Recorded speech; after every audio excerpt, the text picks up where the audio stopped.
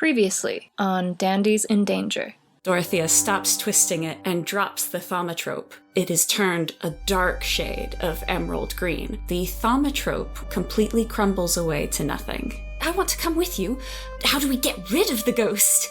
We? Daniel grabs her hand. Yes, you are coming with us. Liam and Adrian have discovered the lair of Lord Busch. It seems that this Lord Busch is fairly familiar with the use of magic. Liam starts to pore over these books. He finds something called Demonology by James VI and First. The first 3 books that I listed do in fact have the church stamp in them. Should we take and hide some of these books?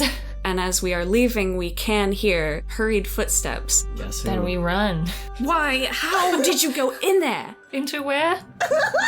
He reaches forward and pulls the book that you had grabbed off of Bush's table. And what you got with the moderate success is that he was too busy paying attention to you to notice that Liam also had a strangely shaped bundle. He's got 2 square boobs. He's got a real shelf. Daniel eyes Zachary, and then he looks to the door that is open. As you proceed in, at the 4-poster bed, you see a man. He looks ancient, different from a normally aged person. Who are you?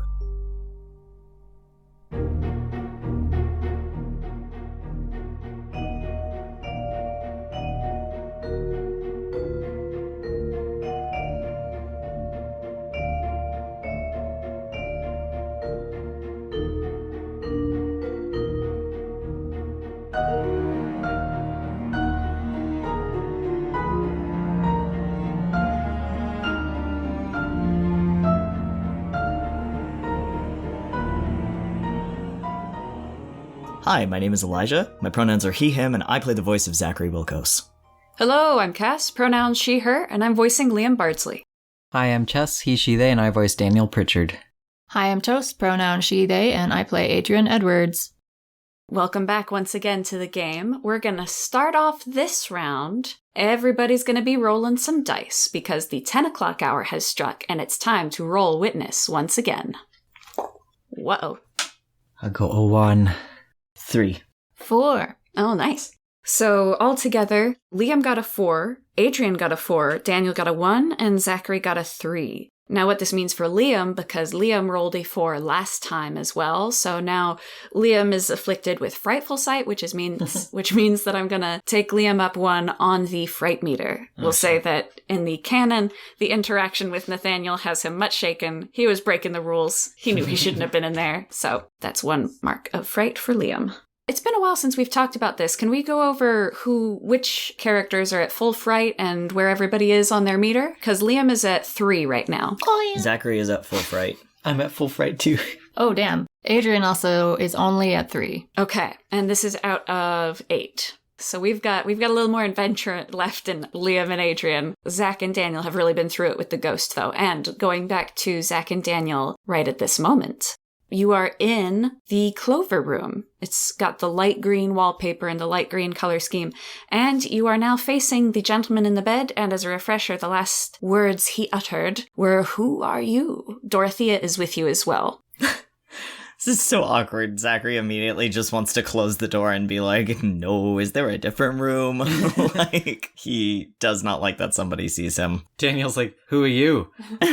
He's shocked. The gentleman does not answer right away. He says, Are you guests here? Yes. Where's the bath? It was a wrong door. Where's the bath? Go ahead and roll me a d20 and add your influence. Got a 2 plus my influence is 4. That's a failure. Yeah, it is, isn't it? Daniel's still holding his heart, barely conscious. So he's like, who are you? I don't know, we're looking for the boss. Okay, so this is much less like confident and confrontational than the original delivery. It's more like the rolling the 4 has got it like, who are you? I'm just, you know what? Sorry to interrupt, says Zachary, and he actually just closes the door. This is too awkward. He's like, right. Dorothea looks back up at you and she looks a little bit quizzical. She says, aren't we meant to be finding things out? He wasn't at the dinner table. We should find out who he is. What if he's being held captive here? Lower your voice, love. She glances up at you a little bit, and then Everyone said love back then. People they do it today. It's true. She just glances at you. She was trying to read your tone. The tone is tired and scared. Oh.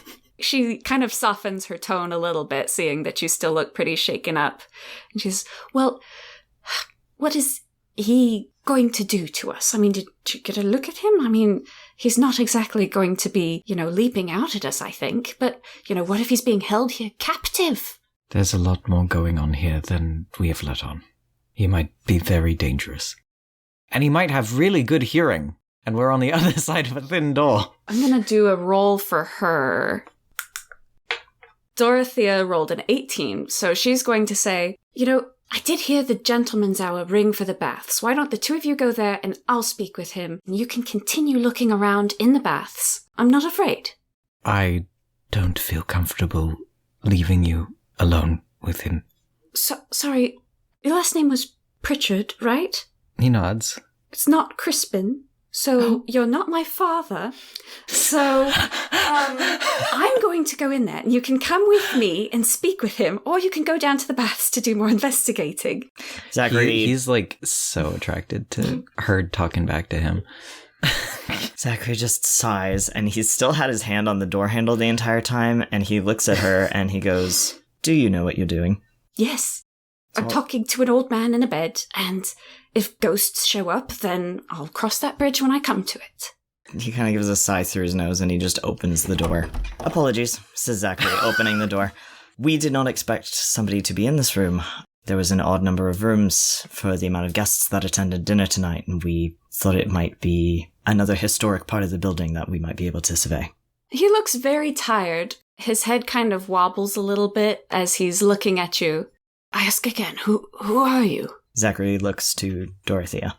Dorothea is certainly eager enough at this point to introduce herself, and she says, I'm so sorry for the intrusion. Obviously, we've caught you at a disadvantage. My name is Miss Dorothea Crispin, and we simply wanted to speak with you because we think that this bathhouse may not be all that it seems, and we wanted to inquire after your health. Zachary is kind of numb at this point and just sort of in a reactive state, so he's just going to listen to whatever she says and be very on guard for however this man reacts. Daniel's tense because he still kind of feels like he's been familiar enough with stuff with Zachary to know that sometimes there are some forms of magic where if you give your real name, people have power over you, and he doesn't know how these people are being puppeted, but he's very scared that Dorothea, him, and Zachary are at risk from this person merely just like saying a few words and then suddenly they can't control themselves anymore. Ah, so he's got still some apprehension based possibly in the Manus fight from last arc, where the Manus was able to control people and influence them and keep them still. Yeah, I mean, we live in a universe where that is possible. So he sweats and he's pale. I assume everyone is still standing fairly close to the doorway, yes? Mm-hmm. Yeah. Okay, so the gentleman speaks up again. He says, your expressions tell me that you have the right idea about this place, and you are exactly as cautious as you ought to be. Come in, please. And Dorothea walks in. I think Daniel would like grab her arm instinctively and then realize that was kind of fucking rude, and then he lets go of it. She casts a backward glance, but she does come in further. He looks conflicted, and then he looks at Zach. Zachary doesn't seem like he's willing to move, but he does look at Miss Crispin and lets go of the door handle and joins her side. Daniel's taking cues from Zachary because Zachary's the most knowledgeable with all the arcane stuff, so he is going to still linger kind of near the door, but I think he also feels protective of Dorothea, so he moves closer to her. But he looks like he's ready to sprint to the door at any given moment. The gentleman from the bed is watching you all very carefully and picking up on these cues of interpersonal dynamic. You can tell his gaze is very watchful. He's watching very carefully at how the three of you interact with each other and how much trepidation, especially Zach and Daniel, seem to have. And as you move closer into the room, I'm going to give you a little bit of a description so that you can know why I said whenever you first walked into the room, you could tell that the way he looked aged did not seem like the natural aging process. And I didn't go very much into detail about that, but I will now. because what you see as you move closer to him is his face, is that the face is wrinkled, but much like a bed sheet where someone has taken a handful and twisted up the fabric so that it wrinkles into a spiral. The wrinkles on his face do not follow the natural lines of gravity. They have these sort of whorls and spirals all across the face, and you can see his hands resting in his lap. The same sort of effect, where the wrinkles are twisted in a way that doesn't fall naturally. With that, you can kind of get a better idea about why you felt like this was not exactly the usual aging process. That's so fucking cool. And for anybody who's interested, if I were to liken this person, this character, to a modern day actor, I would say, with the exception of the obvious whorls of wrinkled skin, which the actor does not actually possess, I would say he's most similar to Tobias Menzies. My man? Yep. What have you done to him? No. Who? Tobias. He was in The Terror. I don't recognize his Oh, face in James St. James. James Fitzjames, yeah. Sorry, that's a drag. It's a drag person. So that's him. So he's sitting there, and he's actually waiting because the last thing that Dorothea said was, he invited you in and she's inquiring after his health. He says, "As you can see, I've been quite afflicted, and I'm sorry, I don't quite have a lot of energy. I will have to go to sleep soon." And he kind of has to take a moment to breathe more deeply. Can I maybe roll for perception or something? I want to try to perceive if what he is saying is truthful. Yeah. I want to perceive if he has malicious intent. Sure. Is that possible? Go ahead and give me a roll. You won't be able to mind read or anything, but I'll give you a vibe. A vibe check. I'm doing a vibe check right now. So add wisdom. That's a 19. 19.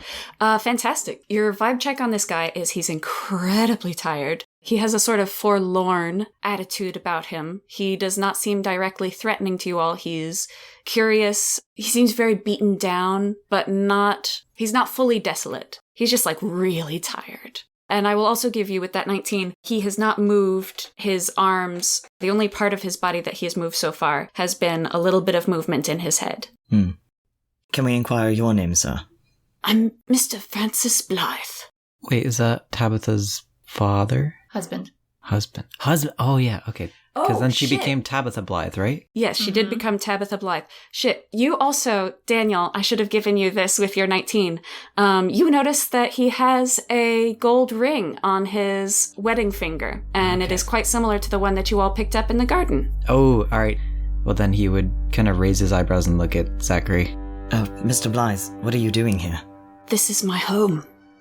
Seems you're not being very well taken care of. Or is this the affliction? Are you asking why I look like this? He kind of makes a face and gives a half nod, but also says, "I'm curious as to what you meant earlier, actually." He looks incredibly tired. He musters up as much strength as he can. He says, "This is the doing of that damned Lord Busch. What you see, me, here, how I am, that was Lord Busch. He's behind dangerous workings in this hot spring, and it is not what it seems. Me and Nathaniel, we were working for him for a time, and it was well. He's a peer. He's a member of Parliament.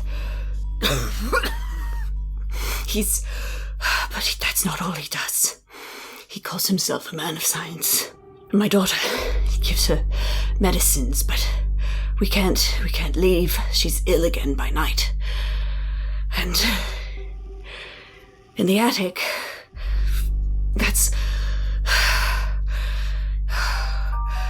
and he drifts off. He's unable to stay awake for longer than this. And what I'm going to tell you now is that I have introduced a new mechanic, which is specific to Francis Blythe. He is incredibly tired, and you can ask him 5 questions every hour. It's a little bit of table talk to tell you guys this, but every hour, every time the bell chimes, you will get 5 more questions in with him before he has to fall asleep again. Okay. And so he drifts back off to sleep. And Dorothea is incredibly shaken. If she had her own fright meter, she would have taken like 2 or 3 frights on that. And she sort of like subconsciously like drifts back a little bit closer towards Daniel. And she just looks at the two of you. She says, "Oh, what do you think that all means?" It means that these people are being somewhat held hostage in their own home by this Lord Busch. How, I'm not quite sure. Why? We need to figure out immediately before more people get hurt. So we haven't found Lord Busch at all? We can go on the assumption that we have not. He did mention an attic. Do you think that's where the Lord could be hiding if he's here at all? We need to meet back. We're already late for meeting with Adrian and Liam. Should I come with you? I suppose you'll have to, now that you're in on it with us. We'll introduce you. Excellent. And then we're going to go back to Liam and Adrian had just finished their interaction with Nathaniel right after the 10 o'clock bell chimed, and we moved up to the amethyst room. Once we get in there, the mirror is still, I believe that was laid flat on the bed by Zachary? Yes. Okay, so as soon as we get in, Liam turns and he latches the door and he removes the books from his jacket that he had managed to swipe from Lord Busch's room. He presents them to Adrian. I guess these are the spoils we managed to make off with.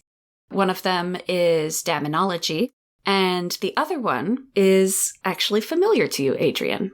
It is Harnessing the Power Within, A Beginner's Guide to Magic by a Harpy.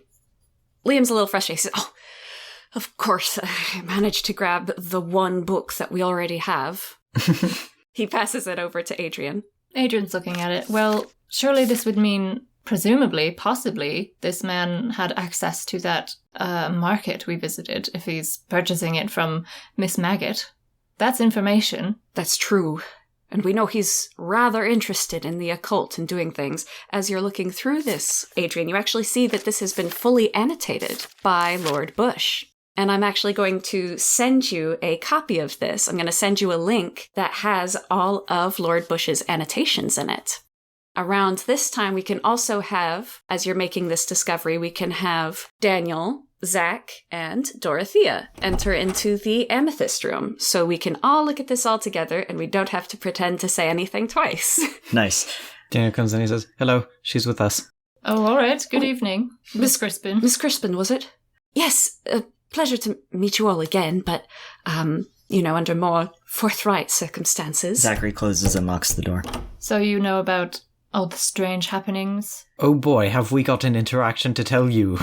Well, we rather have something to tell you as well, and we can't take too long about it because we have to get down into the baths, but we've found some very interesting things. Why don't you two go first? They recount what they just experienced. Mm-hmm. Mm-hmm.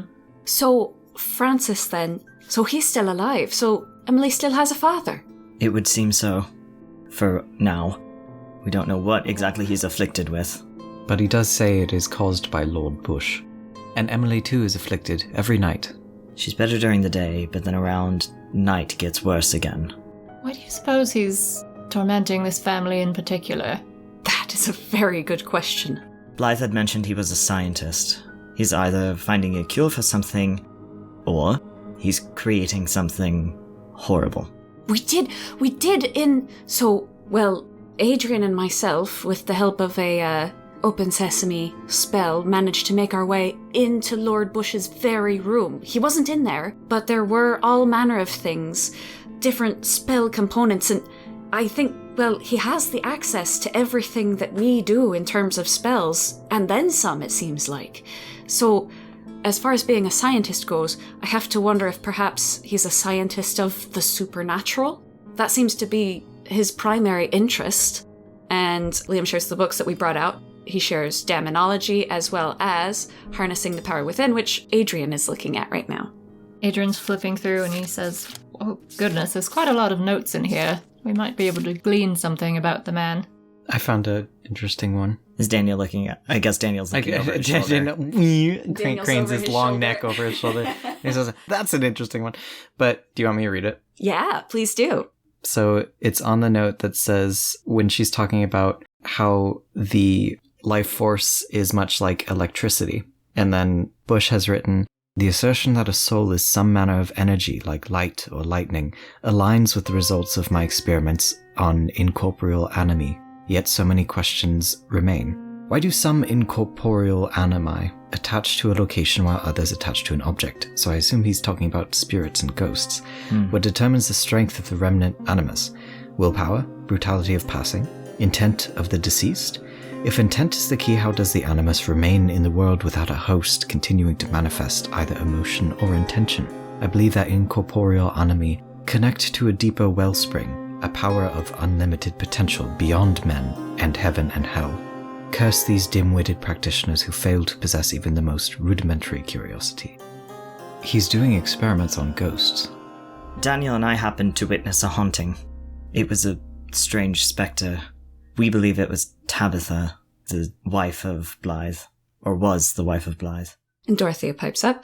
Yes, she was on the thaumatrope.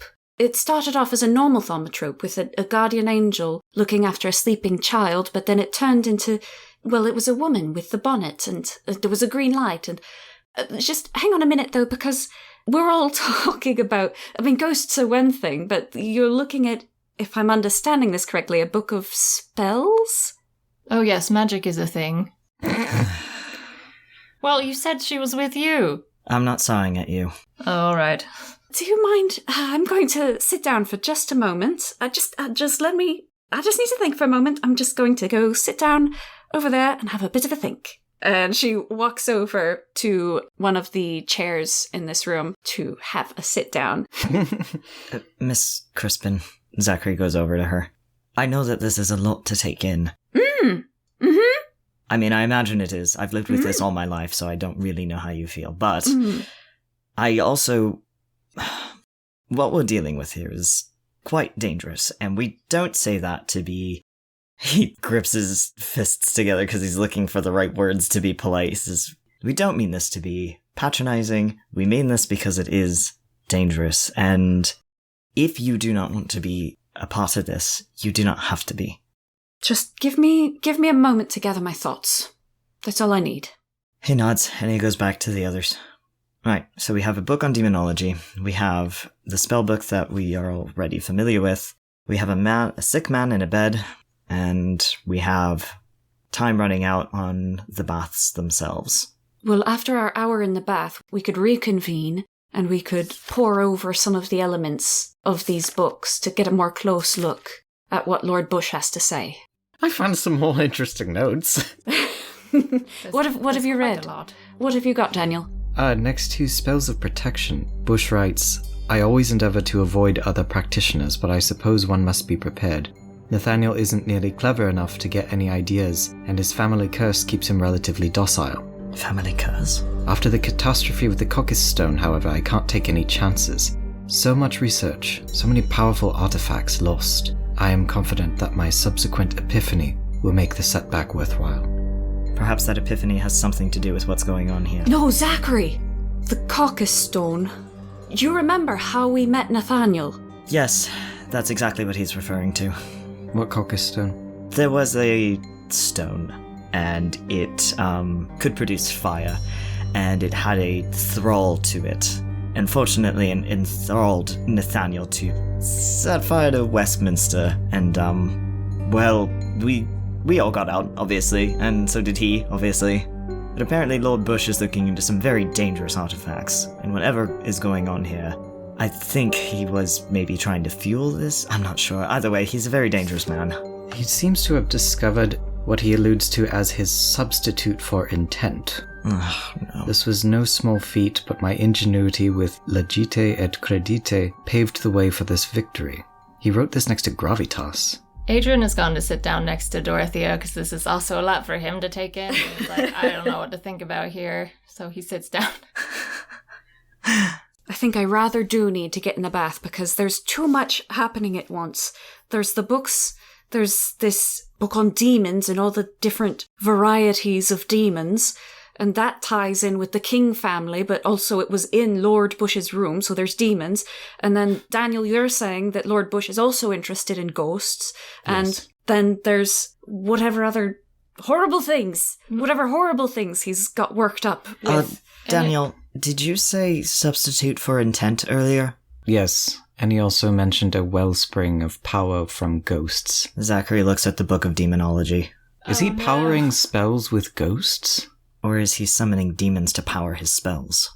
I'm going to keep looking at these notes. Are you going to stay up here, or would you like to come down to the baths with us? I don't think we should all go to the baths. I do rather think someone ought to comb through these notes, perhaps to get a better sense of what he was up to. Very I'll do wise. And it won't be me. I'll do it. He already has it in his hands, and then he licks a finger and turns a page. Daniel seems quite fascinated with it. Where do you think I'd be of most use? I'm keen to go to the baths, but... There must be something down there, and you have the most knowledge of these supernatural things. That's true. I guess I'll stay up here with Dorothea. We'll come over the books. Ooh. We're both readers and writers. He winks at her. Zachary looks at Daniel and raises his eyebrows. Adrian also gives him a look. Liam sort of scratches his nose and turns away a little bit. Daniel blushes, but he looks at Dorothea like hoping that she doesn't understand the intent with which the others are looking at him. Zachary, for Dorothea's sake, looks away and goes back to the matter at hand. Right, so I'll be going down to the baths. Who's coming with me? I will. I need a soak. Really? Yeah. You don't know what could be down there. It could be a monster or anything. If I get in the bath for at least a little bit, that will be something. But what if the monster's in the bath? What if the Oh, monster- Zach- Me to come down with you or what? Zachary. And what if he's doing experiments on people using bathwater? Should any of us be going in the bath? If there's any monsters in the water, then Zachary and Adrian, I'll protect the both of you. All right. Miss Crispin, you'll be all right here. She takes her walking stick and she thumps it down on the ground, and she looks up with new resolve in her eyes and she says, I think Mr. Pritchard and I are going to get some very good research done, because if there's something I know, it's books. And the only way I think we're going to get out of this is through it. I'm quite confident about that now. And so, Mr. Pritchard, I believe you'll have a lot of explaining to do to catch me up on this. But once you have, then I think we can look through the material that we have. He nods. I'll get started as soon as these three leave. Right. Well, good evening. We will see you both. We will all be in perfect health soon. Surely we would have heard something from the ladies if there was anything wrong with the water. We haven't even asked them. That's Maybe it true. has a slow effect. All right. Leaving now. Thank you. Goodbye. All right. Adrian, Liam, and Zachary walk down to the ground floor. We see that there is one of the male servants is standing by the door, where previously there had been one of the lady servants, waiting to attend on people. He stands aside, he opens up the door for us, and the spring draws you in like a long drawing breath. Hot, damp air envelops you, and your skin prickles with sweat almost immediately. Through the steam, you see the floor is a mosaic of white and off-white ceramic tiles. Then directly before you, 20 feet away, tiled stairs descend into the water. The pool is shaped in a semicircle set right into the floor. The water of the hot spring itself is opaque, swirling alabaster, no doubt full of restorative salts and minerals because you can smell the distinctive sulfurous odor from where you stand. Every other room of the manor has boasted early to mid 1700s architecture, but this place feels much, much older. Like the hall you just left, there are 4 columns here as well, but their surface is pocked and weathered. A stern assembly of 9 life-size statues ranges along the south wall, presiding over the curved arc of the spring. The center statue is bearded, holding a scepter with a snake coiled around it in one hand and a goblet in the other. There are 8 other statues, 4 to the left and 4 to the right of the central figure. Their faces, however, have been so cosseted and smoothed by the passing of time that only the faintest impression of their features remain, like a face obscured under a white sheet. These 8 statues all hold their right palms open and lowered, facing the water. Closer to the entrance, you notice 2 sets of folding modesty screens, one near the 2 columns on the west side of the room, the other on the east, presumably so guests can disrobe with a little privacy before entering the bath. Nevin is currently moving towards the westerly screen, completely ignoring the 3 other men who already occupy the northwest corner.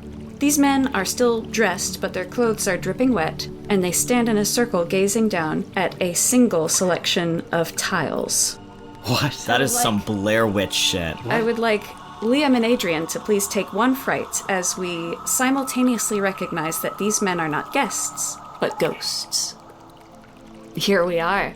And Zach, you did also, by the way, notice that there were ghosts over there, but you're already full fright, so you didn't take any fright. But you for sure noticed the ghosts. He just faints. Adrian puts a hand on Liam's arm just to be like, uh-oh. But he doesn't say more than that. Uh-oh. Uh-oh.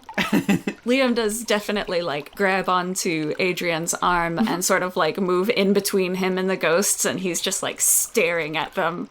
But they don't make a move. Yes, don't look at them. Perhaps just we'll try to ignore them. He says quietly, so Nevin can't hear them and think that we don't want to see Nevin naked. Don't look over there. There are also, you notice that Father Leonard Underwood and Colonel Marshall Gurney are already in the water. And the Colonel and Father Underwood make eye contact with Liam and Adrian and give them a little bit of a significant wave because they had previously conversed. And they give you sort of a conspiratorial nod as we enter the room. Adrian nods too. Liam's still too distressed about the ghosts. Zachary, should we leave them be, or should we go talk to them? To who? You know, over there, standing in a circle. The scary ghost men. I think they don't exist when other people are in the room. He says, staring very intensely at Liam. See, I told you to ignore it. Yeah, go talk to nothing in a corner. Well, what if we distracted everyone else and you... Liam. Sorry. Let's get in the baths. Lovely. It feels so wonderful. As soon as Liam says, let's get in the baths, something kind of seems to occur to Zachary, and he goes, actually, I'm going to just walk around and have a look at more things. Are you feeling a bit shy? I also a little shy. All you have to do, just put a little towel around your waist. That's what I do if you're a little shy about the public baths. The waist's not gonna help. He sort of chuckles and he goes, no, not shy, just investigating. We're here to party, but not like that. Okay, fine. You've got something personal going on that you don't want to talk about. No, he gives Adrian a stare that almost harkens on like somebody who's been teased, and as if to say like, that's not fair.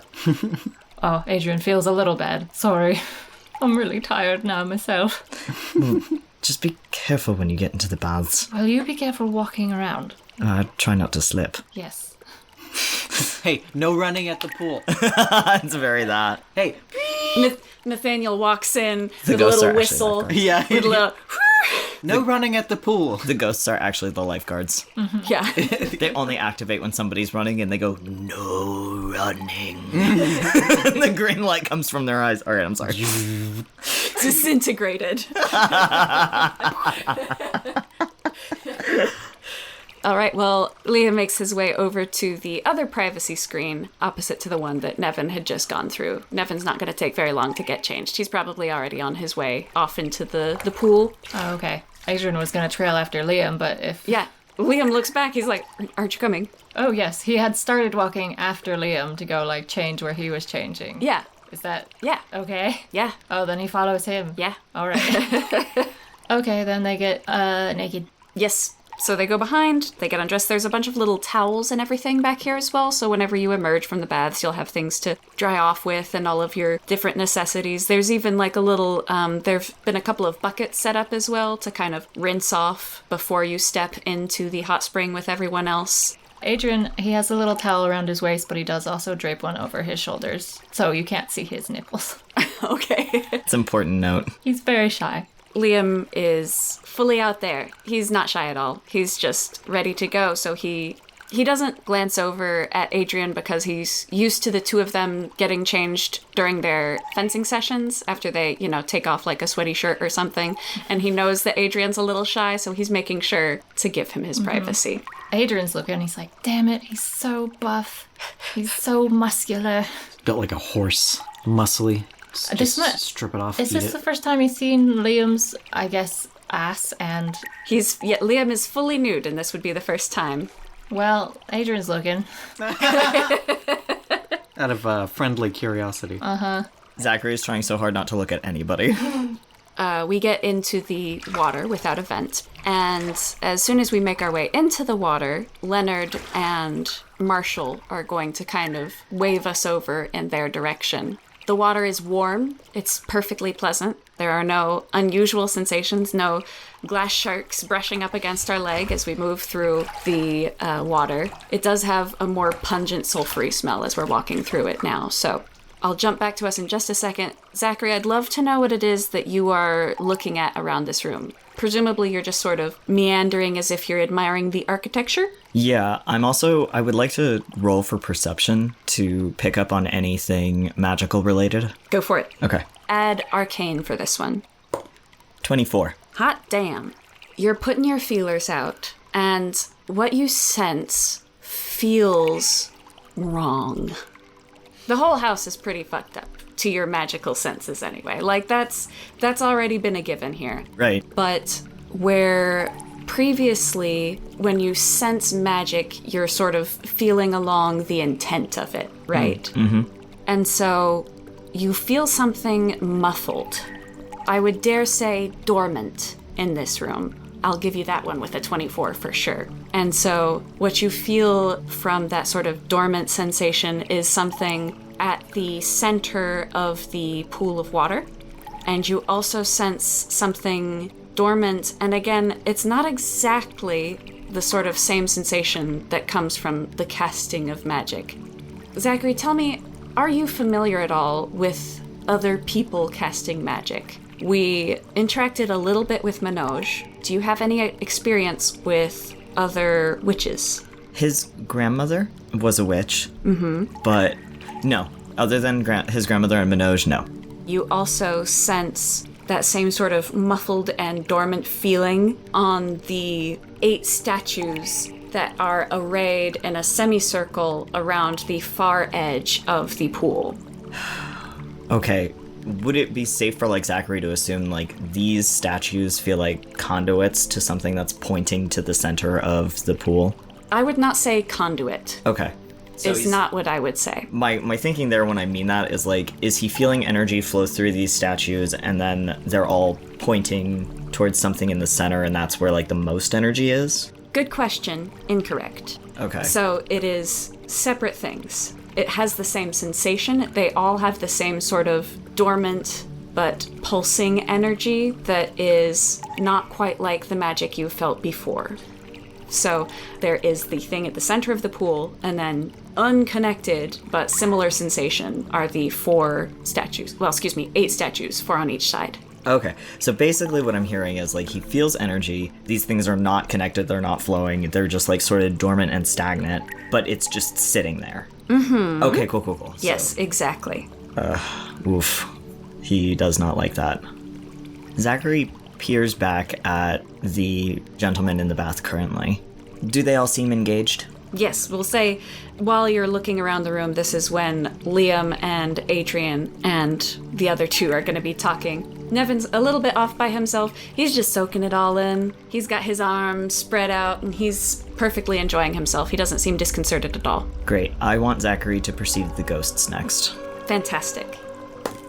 That's a 23. Beautiful. On point. Okay, so they look like workmen. They're wearing workmen's clothes, and they're all of them in different emotional states as well. One of them seems severe and reserved and looks rather similar to the second ghost. We'll say this is ghost number 2 for the time being. They look like they could have possibly been related in life. So the first one is kind of severe and thoughtful and distressed. The second one is openly weeping, kind of stuck in eternal grief. And then the third one, as you are observing, you can now hear that this one is angry, speaking in anger, muttering to himself, and just trembling now with rage. So the 3 of them are all together, staring at this one point in the ground. Okay, well, Zachary doesn't really want to disturb these ghosts, but it seems like if they're so frozen in place, that's very odd. It's not always odd, I think, for him to see a ghost just standing in an area, but it's usually either that they are sentient or they are playing out some sort of memory. They're not usually just frozen like this, if it's fair to say. So he's very intrigued. Can he sense the thing that they're looking at? They're looking at like a distinct tile portion. Is there any like pattern? Is there anything like energy-wise drawing? Give me a separate roll for this. So give me just a perception roll, unless you want to use one of your things. I want to use one of my witness tokens because I feel like that's a good idea in this case. Okay. So, using your witness token, I'll give you everything you could possibly see about this. The tile work on the floor, generally speaking, is beautiful craftsmanship. It was very well done, but the tile work over this particular portion of floor is a little bit raised. It's uneven, the tiles were not placed evenly, and it is, you would guess, about the size that 3 bodies could fit under, where it's all uneven like this. He is very startled by this, and his breath catches in his throat. So he doesn't know. Okay. So, like, a bunch of thoughts are racing through his head. One is like, oh my god, 3 people were murdered here. Oh my gosh, they're using these bodies and their spirits for the experiment, whatever this experiment is. And then he doesn't know how this all connects, but he's really worried that they're not just in a bath, they're in some kind of big conduit experiment thing. And he looks back at Liam and Adrian, and he wishes he could tell them, like, everything he's just seen, but now he's just standing there wild-eyed and not sure what to do. But he kind of does need to tell them, so he goes over to Adrian very quickly. And are they by, like, the edge of the bath? Yeah, I think he'd be interrupting the 4 of them. Yikes. Yes. If you were to come over, Marshall and Leonard have been conversing with us in hushed tones. This is going to be dialing it back a little bit. And so they came over, and as soon as they got close to us, they said, We had a bit of a word with Mr. Edwin Flynn. Oh. Yes, we knew that he was acquainted with Lord Busch, as we had discussed in the room previously, and so we got a bit of information about what sort of chap this Lord Busch fellow is, if you're interested in hearing about it. Well, certainly. Yes, please do tell us more. Father Underwood pipes up. Well, what Mr. Flynn was so charmingly interested in about Lord Busch is that he's quite the huntsman, and says that he takes extravagant hunting tours, not only just around England, but to the continent and to various parts of the world. He seemed quite enamored with it, and he seemed to me like he rather wanted to be invited on one of these hunting tours at some point. Lord Busch is quite well known for it, and this is also not his main property. Edwin Flynn was very emphatic about the fact that at Lord Busch's actual main property, there's even a great deal more of this charming taxidermy, even from such far-flung places as islands in the Pacific. So that is one thing that we know about the fellow. He's got an immense budget, it would seem, and he likes to do a great deal of hunting, and he had something to say about the fact that he's always quite healthy. He's always impressively in good health, it would seem. There was just one time, so it said, that he took one of his hunting parties out to an island in the Pacific, and they all got dreadfully sick, and rest their souls, apparently all of them passed away except for Lord Busch, who managed to make a recovery, hale and hearty. And I don't exactly know how that relates to the goings-on of the house. So I'm afraid actually we haven't had much luck. What about you chaps? Sounds like a bit of a Countess Bathory type, if you ask me. Ooh, now there's a thought. How tantalizing is that bit of gossip? Says Father Underwood. Damn, Father Underwood. And then Adrian's also trying to think if animals or animal parts would have much to do with, like, spell making and stuff. Oh, yeah. Yeah. Oh, yeah. Oh, yeah. Because I know we needed, like, hearts and stuff for our spells. I'm going to give this to you. I would make you roll a wisdom roll to remember things, but we were literally just in this room. There was a big tortoise shell in the room. Okay. There was also some vials of you don't know what, because you didn't roll very well, that were in the cabinet, but there was some vials. There were gannet feathers. Okay. Adrian's gonna sidle up a little more and be like, I've rather got a feeling that our host is a bit into the occult. Colonel Gurney, he kind of leans back and shakes his head a little bit, and he's crossing his arms. Father Underwood, on the other hand, like leans in, like, oh yeah, what makes you say that, Mr. Edwards? He's got a lot of weird stuff.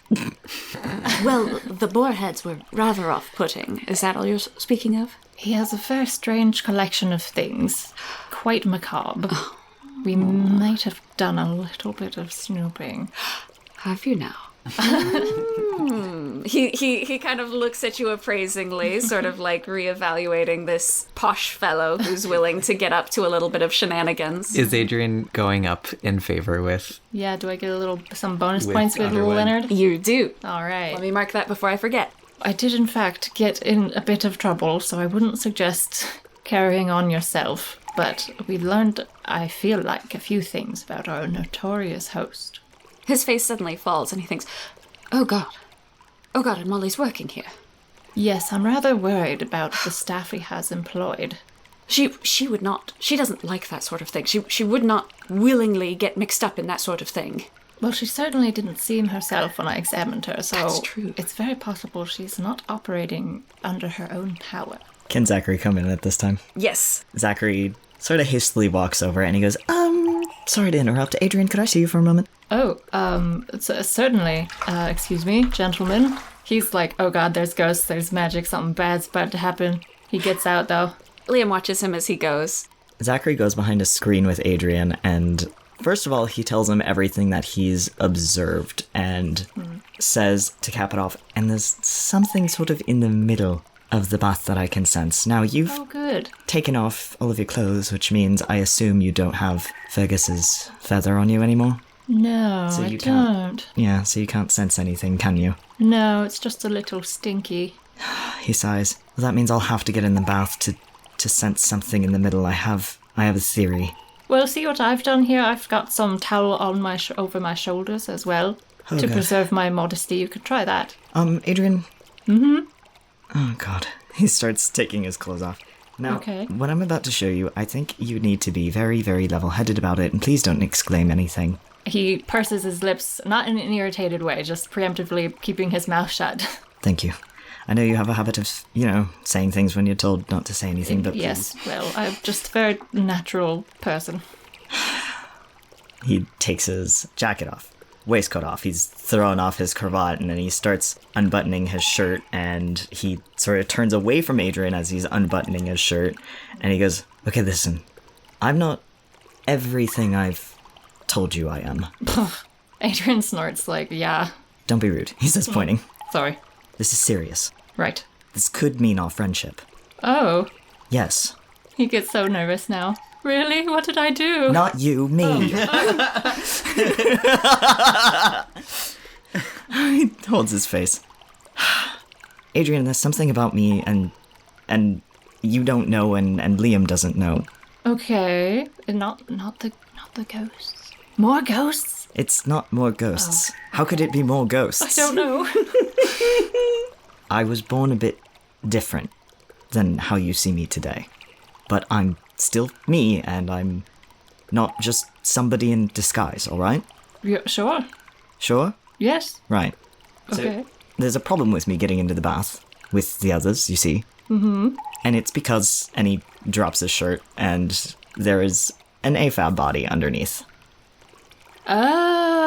Oh. No, I suppose the towels won't cover that. He sighs. And then he's like, oh, sorry. And he looks away. No, just stop it. Oh, no. Oh, all right. Don't not He look looks, at me. But then But don't stare. He does a weird squinting. Right. No, I'll look at your face. Great. So you can see my dilemma. Yes. I appreciate you bringing it to me, though I'm not sure I have much of a solution for you. There has to be something we can do. And you're, right now, aside from Daniel, who already knows, the only one I trust with this. Oh, wow. Oh. He's very chuffed. He quickly takes a towel from somewhere and puts it around his chest area. He goes, do you think if I just add more towels? You could certainly try. I would add a few towels, do another over your shoulders like I'm doing here. Perhaps what it is, you could say you have some terrible burns Terrible No. burns, yes. Well, yes, that's all right. All right, yes, some sort of malformation. Well, no. No, I guess not. No. Like I don't know. You're third just arm. shy and sensitive. Shy and sensitive? People let me get away with that all the time. Do they really? All right. He disrobes the rest of the way, and he puts one towel around his waist and another towel over his shoulders, and he goes, "No, you can still see them a bit. Should I? Maybe Yes. you can distract everybody by looking in a different direction, and I'll get in real quick, and I'll sense around, and then I'll get out." All right. I have an idea. What if I go and I slip and fall and make a big commotion? Liam will certainly be distressed and perhaps call over the others to help, and perhaps I can act in just a very big way that will distract everyone, and you can hop in. Yes, good. Okay, do How that. long do you need? I don't know. Okay. As long as you can give me. All right, I'll do my very best. I'll swallow a lot of water. Actually, I'm not sure if I want to do that here. Okay, just don't actually hurt yourself, please. I'll do my best. Okay.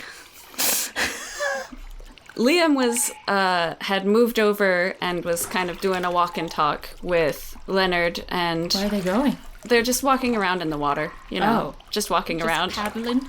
Not paddling. It's not that. Walking It's like not this. quite that deep. Yeah, At the deepest parts, it probably comes up right around like the top of the chest. Well, not for Liam. Zachary's For, going, yeah. for, if for it's that Liam, deep. for Liam, I would say it's sort of like on the lower part of his chest.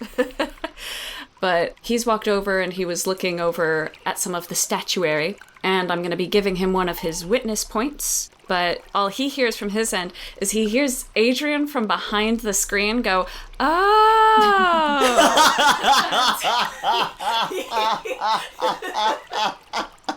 And so he looks over. He raises his eyebrows a little bit. Also, Father Underwood and Colonel Gurney both also look over at Adrian going, "Oh!" And Father Underwood makes eye contact with Liam and, like, gives him a little eye raise and a little wink, and then... And then Adrian, you fool. Adrian comes back out, and Liam will eventually tell you what he saw with his witness token before all of that Be kerfuffle. a little distracted. Yeah, he'll be a little distracted. It'll be a bit before we can share that information, but go ahead and do what you would like to do. Tell me what you'd like to do, and I'll tell you if you have to roll for it. Okay, well, he comes out. He just kind of peeks his head out for a second to see where everyone's at, and then he comes out and he strolls over, and what he intends to do is, like, just step on the edge of the pool and, quote-unquote, slip. Oh, no! He doesn't say that.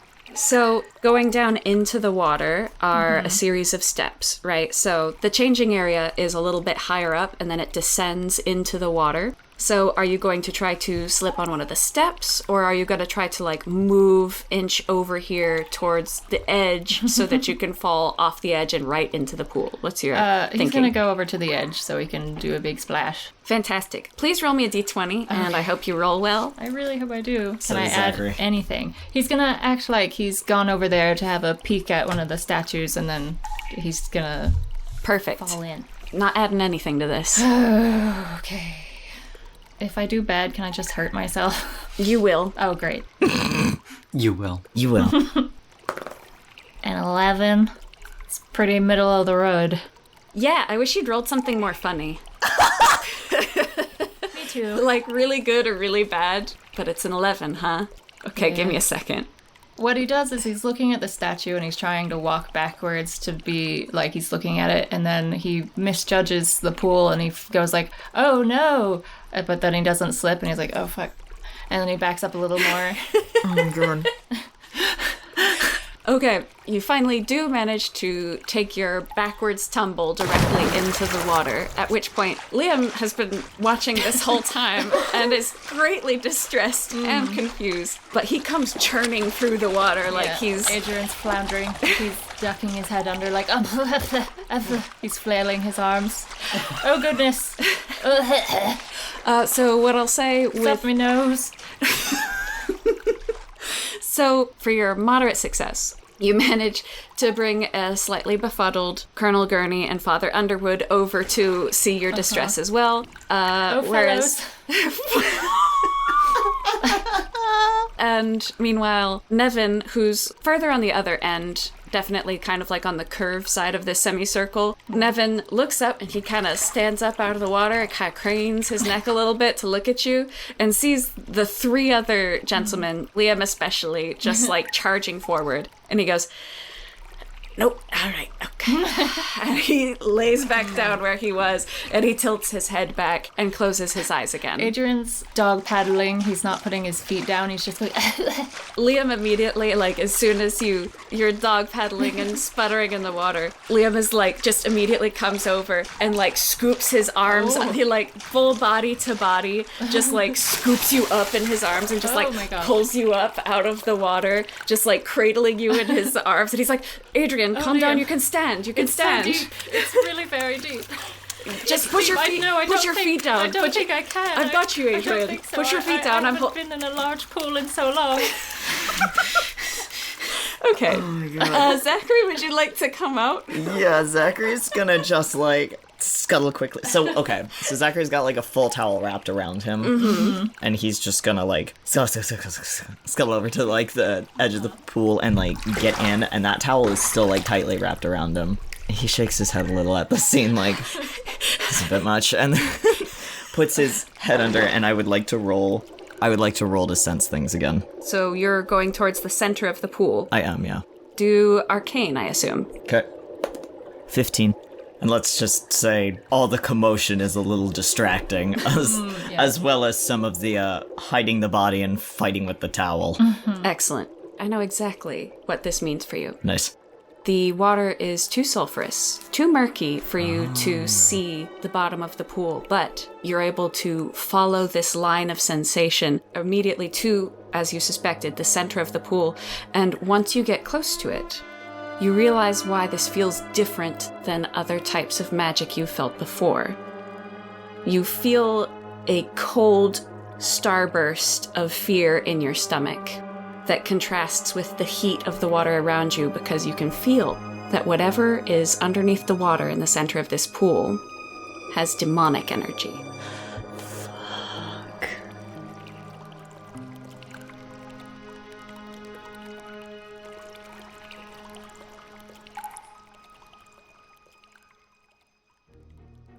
Liked what you heard? Let us know by using hashtag #DandiesInDanger over on our Twitter, Insta, Tumblr, and TikTok in the listed links below. We'd love to hear any and all comments, questions, and theories as to where the story might be headed. Want to support us and our lads' adventures more directly? Then please consider clicking on the link and becoming a patron today. For just $1, you can gain access to our longer, uncensored outtakes and blooper reels. For $5, you can have access to exclusive stickers, in-world letters written by and for the lads, poetry by Adrian and Daniel, and original music from the show composed and scored by Chess Albanese. Can't afford to support directly? No problem. Podcasts survive by word of mouth, so if you like what you heard, tell your friends, family, and local graveyard ghosts all about these exciting tales. Thank you, and we'll see you next time. Dandies in Danger is written and voiced by Elijah Bergateris as Zachary Wilkos. Cast as Liam Bardsley. Chess Albanese as Daniel Pritchard, and Toast as Adrian Edwards. It is edited by Toast. Original score and music composed by Chess Albanese. It is produced by Dandies team, and made possible by listeners like you.